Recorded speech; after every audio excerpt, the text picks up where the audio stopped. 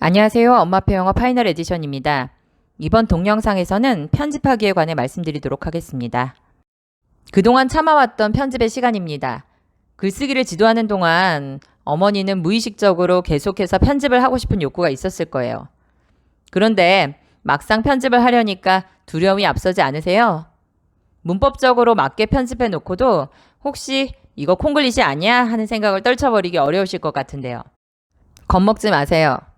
한국의 국문법 전문가에게 도서관에 있는 단행본 서적 한 권을 들고 문법적인 오류를 찾으라고 하면 어떤 결과가 나올까요? 오타야 오타려니 하지만 아마 틀린 부분들이 적지 않을 거라고 생각합니다.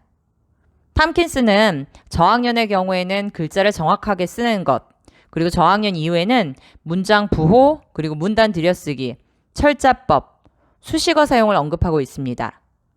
자신감을 가지시라고 말씀드려요. 대문자, 철자, 구두점. 이건 어머니도 잡아낼 수 있으니까요. 나머지의 경우에는 아이가 읽은 책을 참고해서 오류를 잡아내면 돼요. 아이가 거기서 문장을 베껴왔을 거니까요. 책을 읽고 독후감을 쓰는 것은 아이가 하기에도 용이하지만 어머니가 지도하는데도 용이해요. 보고 가르칠 수 있는 것이 있으니까요. 많지는 않지만 아이가 독후감에 자신만의 느낌이나 생각을 다소 생소한 구문으로 표현하는 경우가 있어요.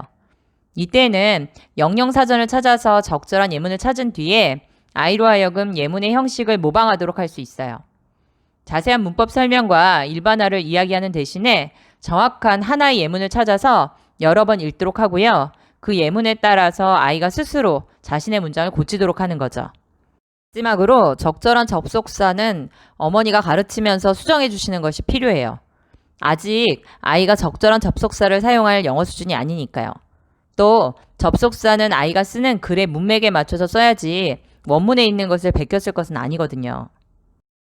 편집하기의 다음 과정은 출판하기입니다. 표지를 아이와 함께 멋지게 만드세요.